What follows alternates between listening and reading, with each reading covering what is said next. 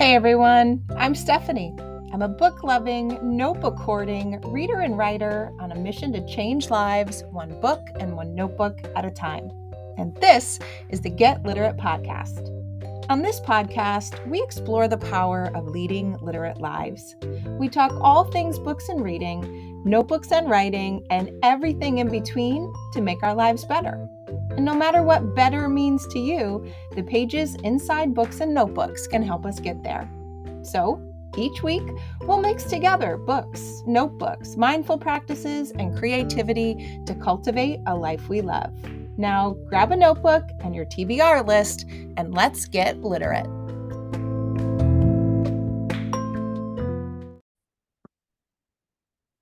Hey everyone, welcome back to another episode of the Get Literate podcast. This week, I'm here with another episode filled with some book recommendations for you. I think I'm finally settling into a new pattern where I seem to alternate between bookish and notebookish episodes with some bonus episodes thrown in here and there.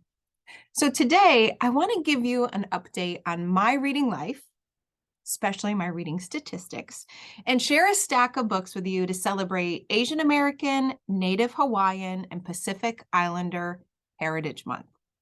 So first, let's start with the update before we go any further with the books. I always review my reading life at periodic points throughout the year, usually quarterly or by some big event like my birthday or summer reading or gearing up for back to school or right at the end of the year. So I took a look at my reading statistics very recently, just a couple of days ago, as I was updating my reading log with a couple of new books that I've read. And I took a sneak peek at the graphics and the statistics that connect to my reading log. Now, many of you know I use what I call a bookish spreadsheet, which is basically my version of Google Sheets pulled together in a reading log that tracks the things that matter to me.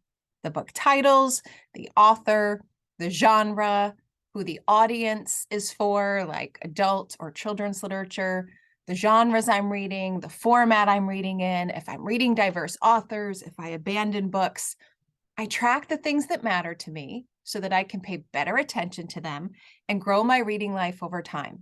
And I know if I grow my reading life over time, because of who I am and because of what I love to do, I grow my actual life over time too. So when I took a quick peek at what those beautiful graphs on Google Sheets look like, I was a little surprised. So let me just tell you the statistics right off the bat. For this moment in time, today, I have read in 2023, 44 books.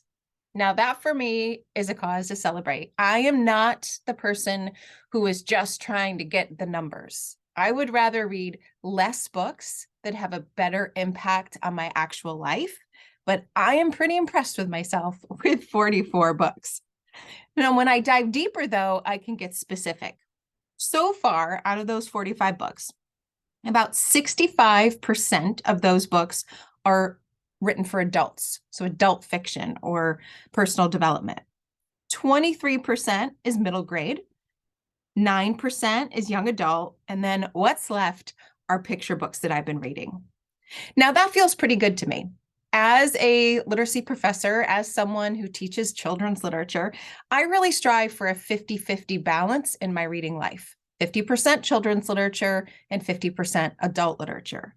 Now, in past years, I have read way more children's literature and let my adult reading life slide. And so I'm kind of pleased with myself to see that in 2023, I am on a roll with the adult literature, and I'm definitely meeting and exceeding my hope to read at least 50% of adult books in addition to the reading that I do for kids. Now, when we move over to the genres, I've got some interesting statistics. Now, I know this about me. I love realistic fiction, and I would happily stay there forever. And that shows in my reading stats. Right now, out of those 44 books, about 53% of them are realistic fiction or literary fiction. 16% is personal development or self-help books. 7% are memoirs. And then the little percentage that's left, that is a mishmash of picture books, books written in verse, mysteries, historical fictions, graphic novels, and other kinds of genres. So I am definitely still leaning into my comfort zone of realistic fiction here. Now, when I look at how I've read those books, there's a lot more that's telling about me as a reader. 83% of the books that I've read have been printed copies. I really love to hold the books in my hands. But I have gotten a little better. 17% are digital books, ebooks on Kindle or NetGalley or some other digital device. And I am still at a big fat goose egg for audiobooks. I have talked about this on the podcast before. Audiobooks just aren't my thing. And I've had lots of really great selections or recommendations, like listen to the book written by the author, start with memoirs, with, books like Green Lights or Spare. I've heard people say, start with a book that you've read before so that you can just really enjoy it, even if you're multitasking. And I have really great plans, but I just haven't done it yet. So I'm still at a 0% there. Now, when we go into where I find my books, it looks like about 42% of the books that I read, I just find online. And that's through my book browsing, through Google. Maybe it's through a podcast link or a blog post that I found. 31% are from booksellers themselves at the bookstores that I've been visiting and talking to as a result of my 23 and 23 project. And then the rest is a mix of recommendations from friends, from families, even from authors and, people I just happen to get a quick book recommendation from. Now, the last statistics that I track is a very, very important one, and it's one that I'm the most disappointed in. And that is my goal to read at least 50% of books written by diverse authors. And I am not making that mark right now. I have read books that are mainly written by people who are just like me. In fact, 86% of the books I read were written by authors who are just like me. And now that's okay, right? We read books because we want to see ourselves. They act as mirrors to us. We feel validated. We feel understood and seen and heard. But that's not always my goal in my reading life. I read to learn. I read to grow. I learn to gain a new perspective, to get a different view of an idea or a character or a location or a problem and a solution. And I only read, at least at this point, 14% of my books were written by authors who are not like me. I do have a big problem with that. That's not close to my 50-50. I have work to do as we head into summer reading, which is why I am focusing on this particular episode with this particular stack of books. I can do better. I will do better. And now you can hold me accountable by knowing what my reading goals are and what my reading statistics are. Now, here's the thing. If you don't track your reading life like this, that is fine. You don't have to track your reading life at all. But I find that what you pay attention to grows, right? What we invest in seems to multiply. And so if I spend time tracking my reading life, it not only helps me celebrate the reading that I'm doing, but it keeps me on track to keep doing it, and it keeps me intentional so that I actually am reaching the goals that I want to reach through my reading. So if that sounds like something you might want to try too, you can go ahead and just download my personal bookish spreadsheet and start tracking your books. It's so easy. There's a space to type in the titles and the authors, and then everything else is a drop-down menu, from the star ratings to the audience target, the genres, the format, if you abandon books. Everything is so easy so that you could be well on your way to tracking the books that you're reading as you head into the second half of 2023. Now, it was really good timing for me to do this quick check-in. I kind of snuck over to another tab on my reading log so I could see these beautiful charts that Google just does magically for me. Because as I mentioned at the top of the episode, this month is Asian American, Native Hawaiian, and Pacific Islander Heritage Month. It's the perfect time to highlight some books that I've read from these authors, books that I've recommended to others, books that I've shared. But it's also a good time to share with you what books are in my personal TBR stack as I head into the summer months in order to get my balance of 50-50 reading books by diverse authors who are not like me back into balance. So let's start with the books that I have already read and loved and recommend often, and then we'll move in to my particular TBR stack. So I want to start with a bookish favorite. I love books about books, and I love reading about books that aren't just about books, but also have a deeper storyline that I can get into too. And this book did both of those things. And it's pretty popular, so I imagine you might already know about it, but I'm saying it anyway, just in case you haven't heard it, so you can add it to your TBR stack. This book is The Storied Life of A.J. Fikry. Oh, I loved it. So in it, we obviously meet A.J. Fikry, and he is a bookseller who is struggling with depression after his wife was tragically killed in an accident. He's barely getting by. He's barely holding on to things and keeping the bookstore up and running when an unexpected package arrives at the bookstore and changes his life forever. Now, I can't tell you what that package is because I will completely spoil the whole story for you, but I will say that that package indeed changes his life forever in ways that you won't expect as the reader. Now, throughout the journey, we see AJ open his heart in so many ways. He moves through his grief.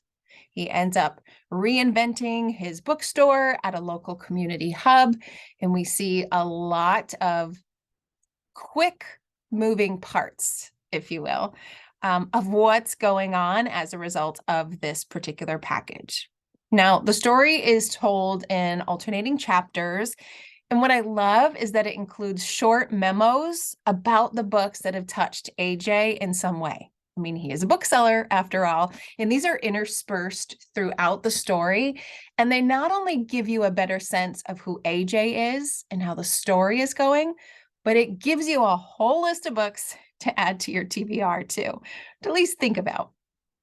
So that was one of my favorite parts. And it was his way of passing his bookish insight to someone very important to him. And I thought, well, that's a way that all of us could pass along a piece of us ourselves as well. I just loved this book. I adored this book. It had all of the things for me. Books about books with a much deeper storyline that truly gave me something to think about and how my own life was progressing, just like the lessons that AJ was learning too. So that's The Storied Life of AJ Fikry. Now, I can't really move on from this author quite yet because she has another book that I absolutely adored. And that book is the more recent book titled Tomorrow and Tomorrow and Tomorrow by Gabrielle Zevin. Now, honestly, I will admit it did take me a few pages to really get into this book. This book is about the world of gaming. And I did not know that I would ever want to know so much about video games and the process that goes into creating them and bringing them into the world. But once I made it through those initial pages and I really started to get into the characters, I was hooked. And Zevin's writing makes it so incredibly easy to get connected to Sadie, Sam, and Marks. These are three friends who form a gaming company, and ultimately they end up forming a life together as well. There are lots of twists, there are lots of turns, there's love, there's loss, there's pain, there's great success, and there's a whole lot of stuff in between too. Now, Sadie and Sam and Marks, their lives become incredibly tangled together. And as the reader, you just can't help getting your own life tangled into them as well. Zevin's writing just brings you into the story so literally, it's really hard for me, at least, to let her characters go.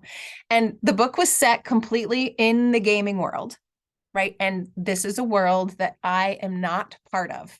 This is a world I have no desire to be part of, but I couldn't believe how invested I was, and how interesting the content was.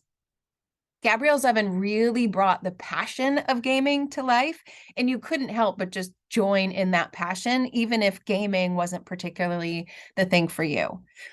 I also loved throughout the whole book, there was just this spirit of possibility. And I thought it was so prominent throughout the entire book that you just couldn't help feel excited and uplifted. Yes, there are very hard parts, but that sense of possibility and what's to come, what's next to create was so present.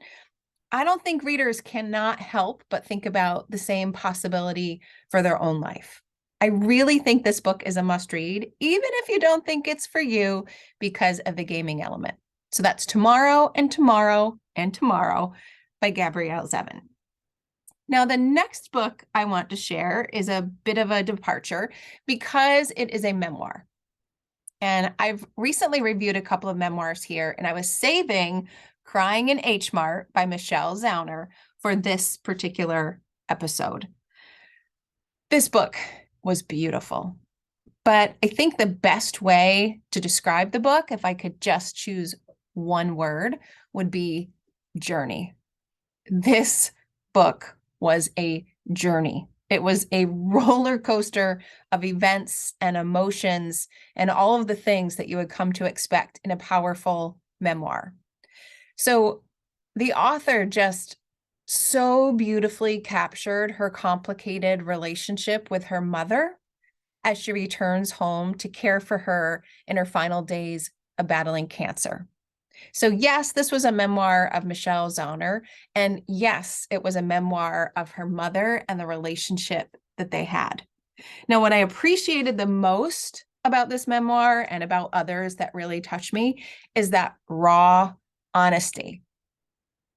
The admitting when things are good, the admittance that things can be bad, and yep, even ugly, right? Because so often memoirs and memories, we want to hold on to the good, right? We want to hold on to the things that we want to bring with us into the future. And I think they should.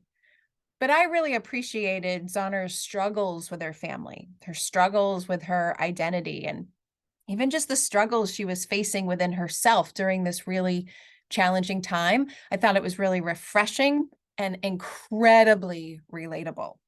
And since she's a creative, she's very musical, she's very well-traveled, she's all the things that I am not. I felt like I was getting a glimpse into another way of living, while at the same time still feeling so connected to all of the emotions that she was writing about and portraying. It was such a beautiful balance of both things. And that's why I thought that this was such a beautiful read. And I'm not alone. It's been on lots of lists, lots of podcast recommendations. And I believe I first found it on Gretchen Rubin's Happier, where this was one of their book club selections. And I was thrilled to finally get the chance to read it. Now, next up, I have a fun little book. And when I say fun little book, I actually mean a little book in size too. So it was a little book, small in size, but big in information and big in satisfaction for book lovers. This book is called The Clothing of Books by Jhumpa Lahiri. I loved this little book, right? If you are a book lover, if you are a bookish nerd like I am, and like I know many of you are, you love everything about the book industry. I mean, that's why I have my hashtag 23 and 23 this year. I want to get closer to the authors, to the bookstores, to the publishers, to just that world, because it just lights me up. This book is for you if that kind of stuff just sets your passion on fire, right? So this author takes us through what I call a magical complication of book covers. I had no idea what goes into the choosing of a book color, of a book cover and color, I guess. When I look at book covers, I just take them in and I enjoy them. Now, I've written 2 nonfiction books for teachers, so I do understand a little bit about the process.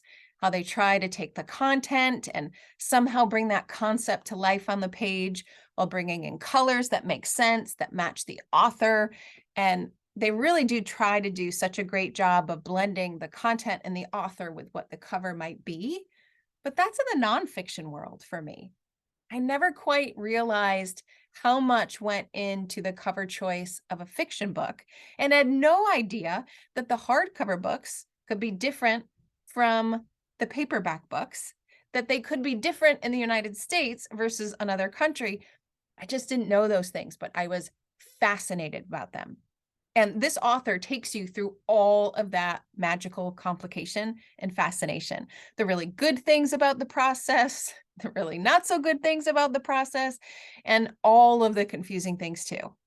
It really was just a lot of bookish fun. Why book covers? Why not book covers? How are they chosen? How are they rejected? How have they changed? And why do they matter so much to not just the reading experience by the reader, but the writing experience with the writer as well? This book was a lot of fun. It was a quick, short read, and it packs a powerful punch if you are just as interested in this kind of stuff like I am.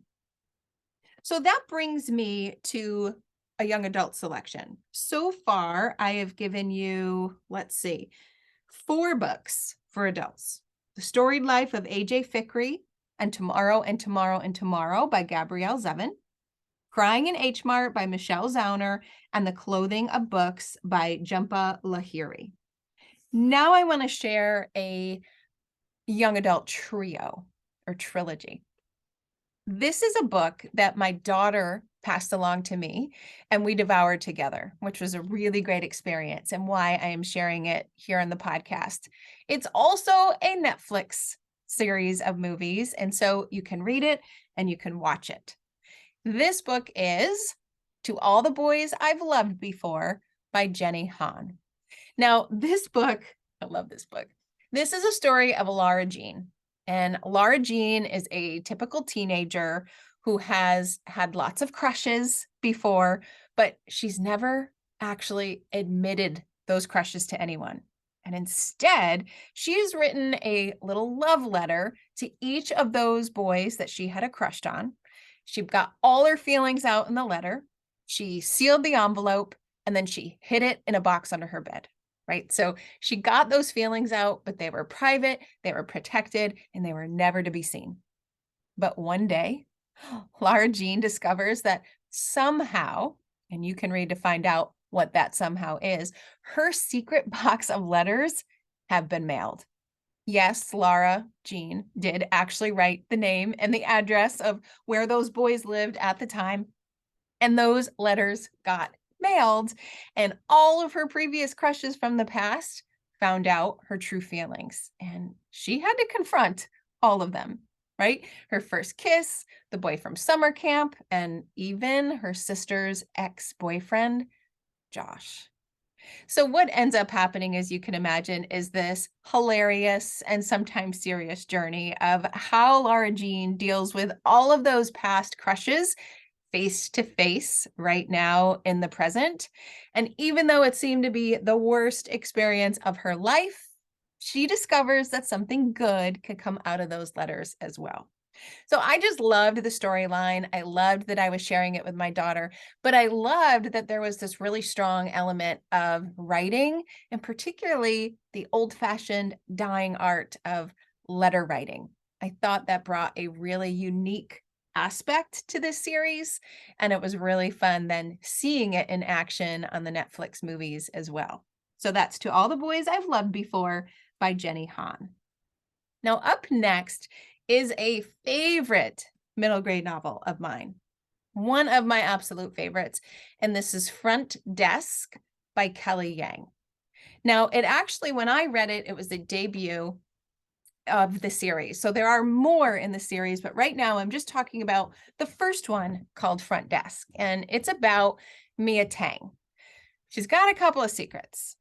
First secret is that she lives in a motel, not a big house, and every day while her immigrant parents clean those rooms, 10-year-old Mia actually manages the front desk and tends to its guests. Secret number 2, her parents hide immigrants. And if the mean motel owner, Mr. Yao, found out they've been letting them stay in those empty rooms, well, there is big trouble for her family. And secret number 3 is she wants to be a writer. But she's struggling because she can't ever think of a possible way to be a writer when her mom thinks that she should just stick to math because English isn't her first language. So Mia has all of these secrets swirling around her with all of these events going on in her family. And it's going to take a lot for her to get through this year, particularly with some challenges at school. She's trying to figure out how to hold on to her job, how to help the immigrants and the guests, how to escape that mean old Mr. Yao, and how she can actually go for her writing dreams. Now, I don't want to say too much more because I don't want to give it away, but I really love the way that writing comes into play here and the possibility that it brings. And I love the sense of community that you end up feeling as you read Front Desk. One of my favorites. So glad the series has continued. And there is more from Kelly Yang that you might love too, like her newest middle grade novel called New From Here. But Front Desk is a favorite that I highly recommend you start with. So that's Front Desk by Kelly Yang. Next up, I've got two more. I've got 2 more middle grade novels for you because you know how much I love children's literature, and I think that all adults should indulge. By the way, children's literature is the perfect summer reading books because we can knock them out quite quickly as adults and give us this really great feeling of satisfaction, and then share them with a younger reader in our lives. So Prairie Lotus by Linda Sue Park. This book is an incredible gift. I loved it so much that I immediately made it required reading for my graduate students who are taking a children's literature course with me, and I've kept it there ever since. So this book is set back in the 1880s. It is a middle grade historical fiction novel, and it invites us into Hannah's life as she and her father carve out a new life for themselves without their beloved wife and mother. Not only does the reader experience a much life different than his or her own in our current times, right? This is set way back in the 1880s. Linda Sue Park just takes the character, which means takes the reader, on this journey of self-discovery as we question how the world works for those that are not always universally accepted. I laughed in this book. I cried in this book. I thought long and hard about my own views, my own actions, and I was just left wanting more of this story. Much, much more. The strength of these characters is so impressive. The spirit of these characters, and I loved the bits of passion that we saw in the book as well, where her father has a clothing shop, and Hannah gets really invested in that in important ways. And it was just brought to life. I could see it. I could see it in my head as I was reading. I could see her. I could see her dad. And I wish I could just reach out and give them both a hug and thank them for showing me a different perspective, a different way of being, a different way of living, of seeing things. It really was that powerful of a book for me. So that's Prairie Lotus by Linda Sue Park. Now, the last one I want to share is a middle grade novel, and it is just fun. It's a fun book. It's called Stand Up, Yumi Chung by Jessica Kim. And it was just a fantastic book about a middle school girl who is trying to find her way and trying to find her voice. And what I love is that she ultimately realizes that she can change the trajectory of her whole life by simply changing the way she looks at it. I mean, talk about a life lesson for all kids, for all adults. But there's more than that. There's lessons in life about family, about friendships, a sense of self, all those lessons were just wrapped into every page. And I just found myself rooting for Yumi to find her voice, to use it to connect with those around her and just make her mark. And I think that's a lesson that all kids need. And it's certainly a lesson that lots of adults can be reminded of too. So Stand Up, Yumi Chung by Jessica Kim. So those are the books that I have read, I have loved, and I highly recommend that you add to your stack.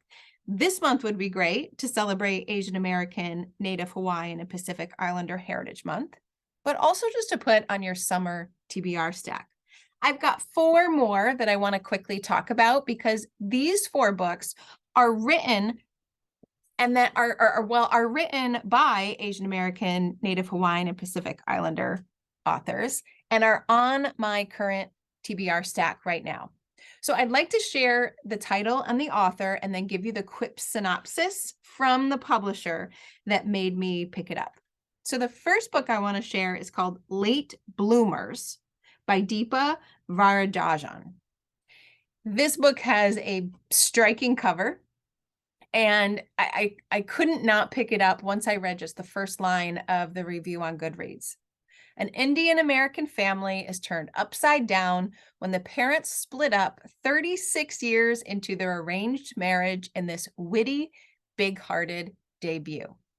Equal parts funny and heartbreaking, Late Bloomers is a charming story about starting over, stumbling, and finding yourself at any age. And that was from Jennifer Close, who is the author of Marrying the Ketchups, which is another book that I wanted to read. So here's the setup. After 36 years of a dutiful but unhappy arranged marriage, recently divorced Suresh and Lata Raman find themselves starting new paths in life. Suresh is trying to navigate the world of online dating on a website that caters to Indians and is striking out at every turn until he meets a mysterious, devastatingly attractive younger woman who seems to be smitten with him. Lata is enjoying her newfound independence, but she's caught off guard when a professor in his early 60s starts to flirt with her. Meanwhile, Suresh and Lata's daughter, Priya, thinks her father's online pursuits are distasteful, even as she embarks upon a clandestine affair of her own. And their son, Nikesh, pretends at a seemingly perfect marriage with his law firm colleague and their young son, but hides the truth of what his relationship really entails. Over the course of 3 weeks in August, the whole family will uncover one another's secrets, confront the limits of love and loyalty, and explore life's second chances. You know, I love a good family saga, and this sounds like it's got family saga and some funny reading in it, all wrapped into one. So that's Late Bloomers by Deepa Varadajan. That is the first book that's added to my summer TBR stack. The second one,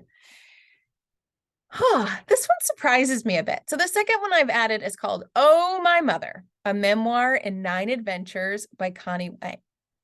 Now, recently on the podcast, I talked about books that could explore the concept of motherhood. So this one really grabbed my attention. But when I went online to learn more about it, I was shocked to find that only 8 people had reviewed it on Goodreads. 37 ratings, 8 reviews. Those reviews are great. It is over 4 stars. But I was surprised because I kept seeing this everywhere. Even Oprah's website reviewed it, but there doesn't seem to be much buzz about it online, at least on Goodreads, yet. I'm going to start that. So here's the setup. A dazzling mother-daughter adventure around the world in pursuit of self-discovery, a family reckoning, and Asian American defiance. In Chinese, the closest expression to, oh my God, is wu de maya. I hope I'm saying that right.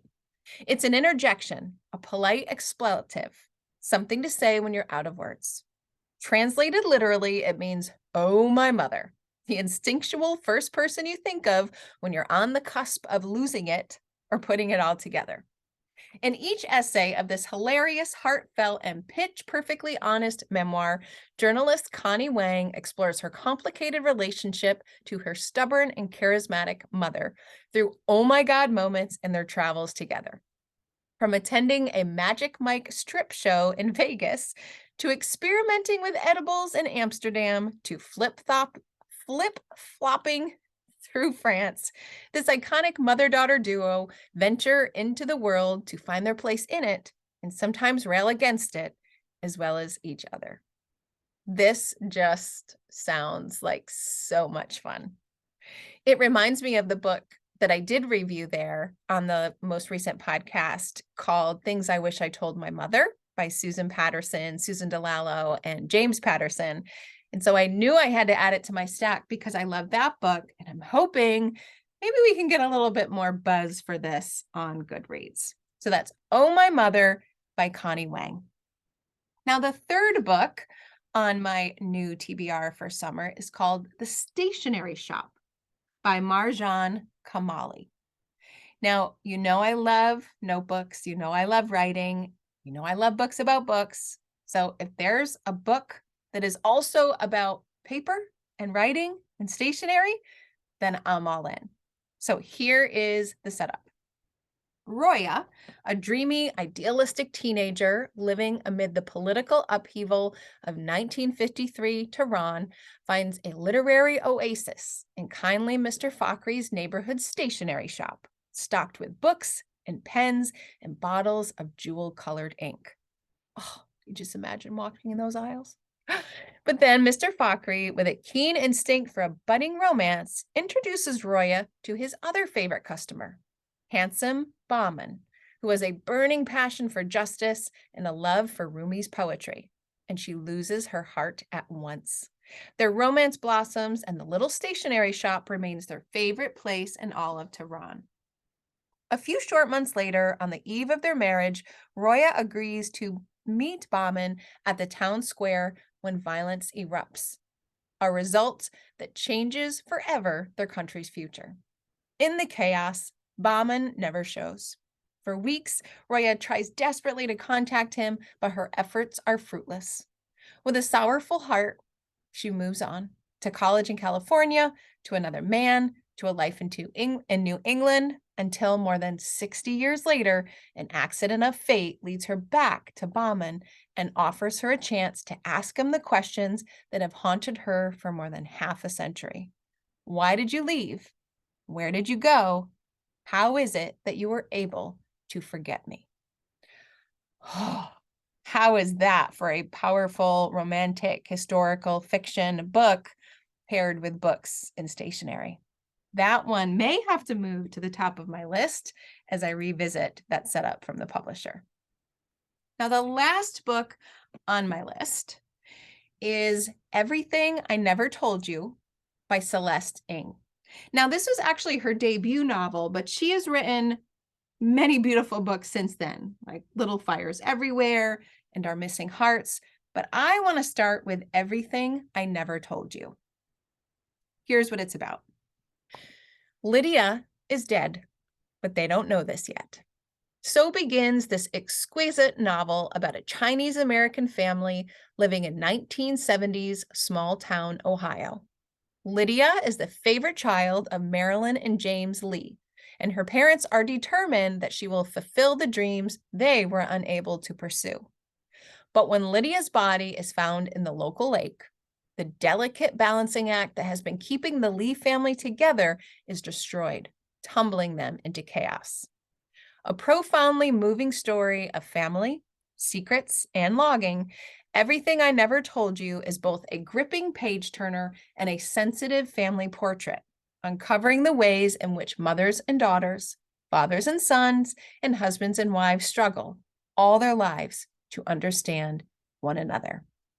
Now, this one has a touch of the family saga element that I love, but it's definitely a little bit out of my comfort zone with that storyline. So I'm really excited for this one because I know it's going to get me to think differently in a lot of different ways and push me out of my realistic fiction safe, cozy, full circle ending kind of world into something new.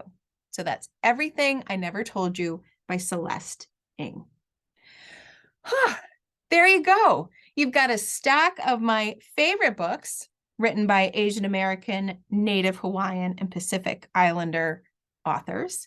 And now you've got 4 that are going on my summer TBR stack so that I can enjoy them, I can learn from them, and I can balance out my reading statistics a bit so that my reading life is intentional and growing in the way that I want it to grow. So I would love to know what you think about the titles that I've shared here today. But most importantly, I'd love to know the books that you recommend so that I can keep adding some of these books to my summer TBR stack. As always, you can find me online on all of the social media platforms using @AFfinitoLit, or you can head to alitlife.com and share your comments in the show notes. If you're on Facebook, you can also join my free Get Literate Facebook group. We talk about the books we're reading, we share updates and tidbits and fun bookish memes, and you can always pop in there to talk about the books you're reading and the books you recommend for me too. Just look for Get Literate on Facebook and I'll let you right in. So that's it for me this week. I hope you enjoyed this episode. I hope you've added a stack of books to your summer TBR list, and I hope you have a great rest of the week. Happy reading, everyone.